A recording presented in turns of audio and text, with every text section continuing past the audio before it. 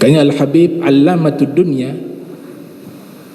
ini Imam Haddad punya murid bernama Al-Habib Abdurrahman ibni Abdillah Bil-Faqih. Beliau itu Al-Habib Abdullah Al-Haddad memberikan gelar kepadanya Allamatud Dunya, ulama yang paling alim sedunia di zaman tersebut, dan benar-benar alim. Beliau itu diceritakan dalam biografinya, dalam manaqib beliau, usia 7 tahun semua kitab-kitab matan kitab-kitab ringkasan, man hafidal mutun nalal funun, para ulama mengatakan yang hafal kitab matan dia akan kuasai cabang-cabang ilmu. Dari semua bidang ilmu beliau hafal. Fikih ada beliau hafal, nahu hafal, balagho hafal, ulumul Quran tidak tersisa. Sehingga pernah ditanya beliau oleh para ulama dengan berbagai fan ilmu yang berbeda, beliau jawab satu persatu dengan jawaban yang sistematis, dengan jawaban yang paling terbaik di semua ilmu. Usia 7 tahun sudah hafal itu semua. Itu belum belajar kepada para guru, belum, masih awal persiapan mau belajar. Al-Quran dihafal, hadis-hadis Nabi dihafal, seluruh kitab-kitab matan dihafal. Beliau 4 mazhab beliau kuasai, 21 tariqah beliau kuasai, walaupun beliau berpegang dengan tariqah Alawiyah. Imam Haddad memberikan julukan Allamatud Dunya, orang alim sedunia.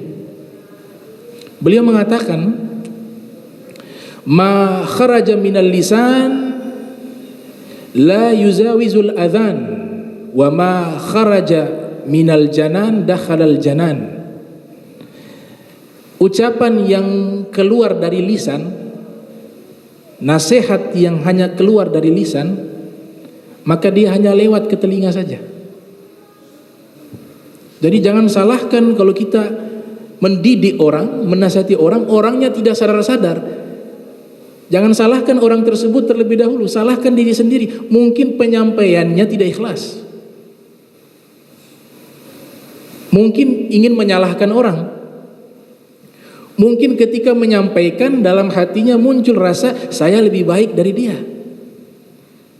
Makanya beliau katakan kalau lisan, sekedar lisan saja yang keluar, nasihat saja yang keluar tanpa keikhlasan dalam hati, maka nasihat itu hanya lewat telinga, masuk kuping kanan, keluar kuping kiri. Wa ma kharaja minal janan dakhalal janan. Namun kalau kalimat itu sumbernya dalam hati, tulus dalam hati, maka pasti tembus ke dalam hati.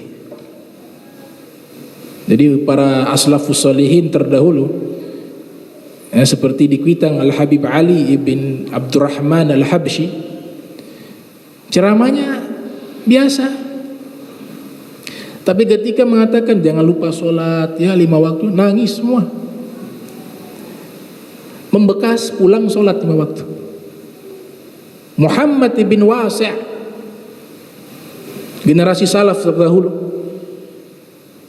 itu kalau ada di kampung beliau anak-anak yang malas sholat, orang yang malas ibadah, mereka perintahkan datang hadir ke majelisnya Muhammad ibn Wasi'.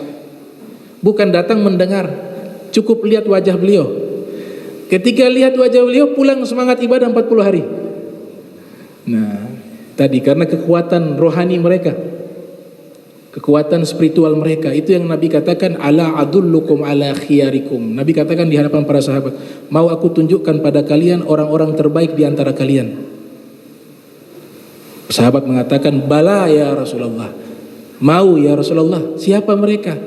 Nabi katakan, humul ladzina idza ru'u dzukirallah. Mereka adalah orang-orang jika kau menatap wajahnya membuat engkau ingat kepada Allah Subhanahu wa taala.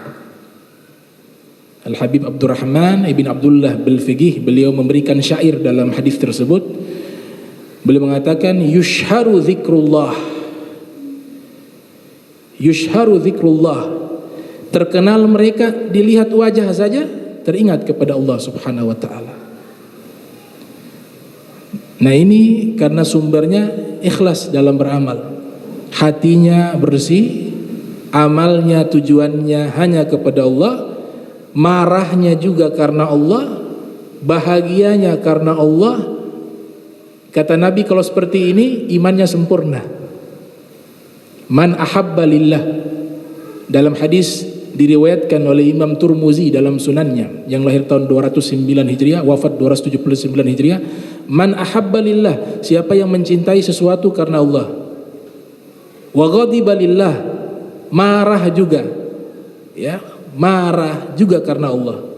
Wa a'ta lillah, memberi juga karena Allah. Wa mana'a lillah, tidak memberi juga karena Allah. Fakadistakmala iman, maka sungguh imannya sempurna, kata Rasul sallallahu alaihi wasallam. Karena pasti ikhlas lillahi ta'ala.